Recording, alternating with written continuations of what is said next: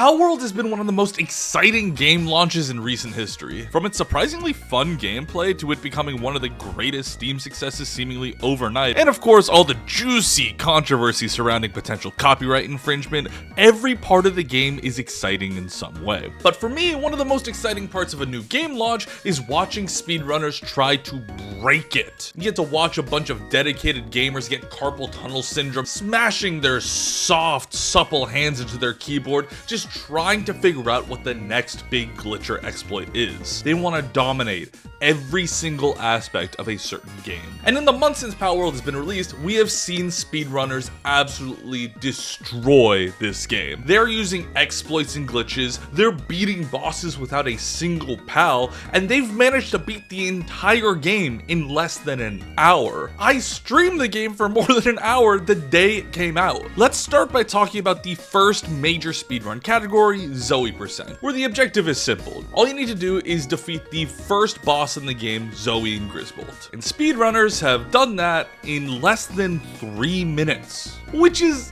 insane, considering it took me over 3 hours just to get into the boss fight and 9 minutes to defeat it. What's even wilder is speedrunners have managed to accomplish this without capturing a single pal in the game, and the actual route is really interesting. The run is pretty simple. As you'd expect, as soon as you wake up, you rush out of the starting temple and go meet that human at the beginning of the game. You know, the one that everyone accidentally beats up, causing you to discover that the game has a wanted system. Similar to Grand Theft Auto, the wanted system means that the more crimes you commit, you'll continually be chased by high-level law officers with shotguns. You know, a scenario we've all imagined in our heads. While the wanted system is in place, you need to evade the law officers, navigate your way through the tower using some nasty movement, and make sure to commit as many crimes as possible on your way there. This will increase your wanted level and the amount of officers that will spawn in. Once you're satisfied with the amount, you just simply enter the boss fight. For whatever reason, the developers of Palworld didn't expect boss fights to be on your mind when you're being chased by police officers. And in their defense, it's the equivalent of pulling into a Taco Bell drive-thru in the middle of a high-speed chase, only to realize that they got rid of the quesarito this year, and I'm sorry, can we talk about that for a second? Because what the hell, it was the best menu item there. When you enter the boss room while being chased by law officers, for whatever reason, a glitch allows the law officers to enter with you.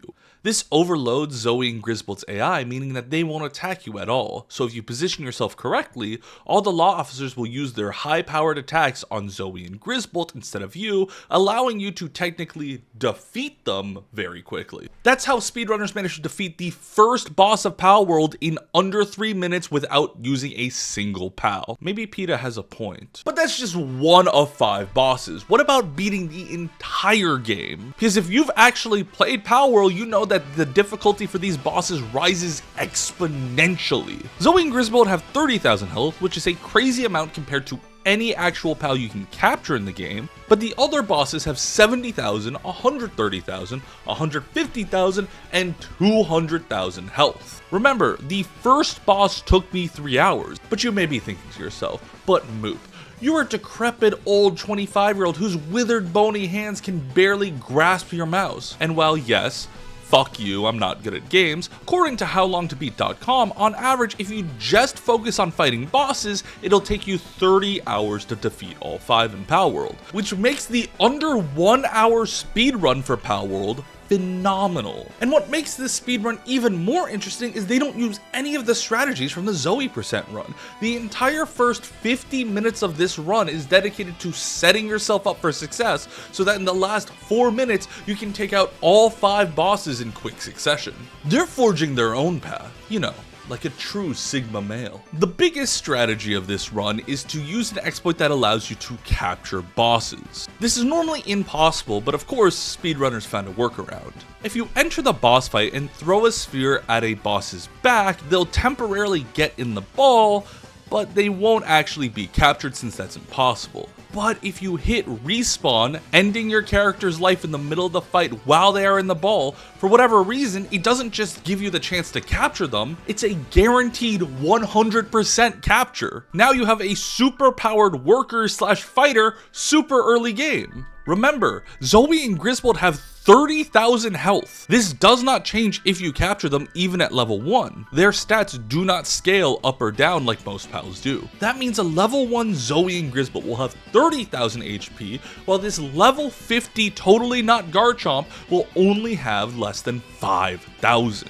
Not to mention that since you technically didn't defeat the boss, you don't have to wait an hour for them to respawn. You can continually just keep capturing them over and over and over again and build up an army. But that's one of the things that makes the speedrun so fascinating. While yes, you are going to capture several of the first boss, you're never actually going to use them to fight anything. Remember, the goal of the speedrun is to defeat all 5 bosses, not capture them. This doesn't count as defeating the first boss. And even if you get 5 juiced up Zoes, combined that's still only 150,000 health, which is still less than Victor and Shadowbeak, the final boss. So the plan is simple: capture the final boss, the strongest one, and use them to plow through every other fight in the game. Which is easier said than done because you still have to get to the tower. One of the things that makes Palworld such a long game is the exploration aspect. The map of Palworld is made in such a manner that the easiest way to traverse it is to get high level pals that you can use as mounts. Use them to run, swim, and fly across the region and get to very hard to reach areas, which of course all of the boss towers are located in. Usually you'd have to grind for hours to build saddles, capture high level pals to even accomplish this, but once again, speedrunners have found an exploit, and it's by using the best pal mount in the game, which is available right away. To my surprise, the best flying pal in the game isn't any bitch sort of bird, it's a squirrel, Lifmunk, the bastard child of Leafeon and Pachirisu. See, Lifmunk's ability is very poorly optimized. When working as intended, Lifmunk will jump up on your shoulder, take out a submachine gun, and mow through their enemies like an American child who played one too many video games. However, the merging of models when Lifmunk jumps up on the player's shoulders can sometimes cause a movement glitch, sending the player character flying in a random direction. Very similar to some of the movement glitches in Tears of the Kingdom. Now, speedrunners discovered that by using the in-game emotes, most notably the sit down, you can actually aim the direction you're going to fly in. So with some precise calculations and aiming, you can send yourself right above the towers and then just drop down, activating fast travel points, completely traversing the entire map with a literal flying squirrel. So just to review the entire run, the first thing you'd do is capture as many Zoe and Griswolds as you can, but you're never going to use them to fight.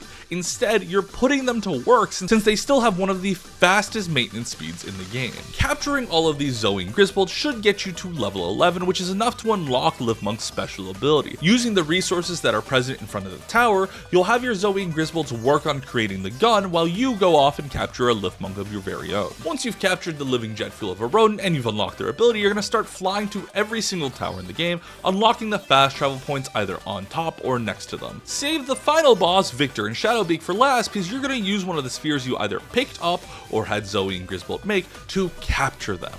Now there is one more glitch that I didn't mention earlier, and that's stacking Hoot Crates. Hoot Crates is a very early game pal with a very unique passive ability that boosts the attack power of any dark type pal in your party, including Victor and Shadowbeak. For whatever reason, if you continually drop them and pick them up, this will infinitely stack their ability, meaning that now Victor and Shadowbeak don't just have 300,000 health, they'll do 5,000 damage per attack, meaning they can easily mow through all other bosses in the game in a matter of seconds, taking advantage of all the fast travel points you unlocked earlier. And that's how you complete Palworld in under an hour, using a series of glitches that speedrunners have beaten out of this poor goddamn game. Palworld has been out for a month, and it has been completely broken.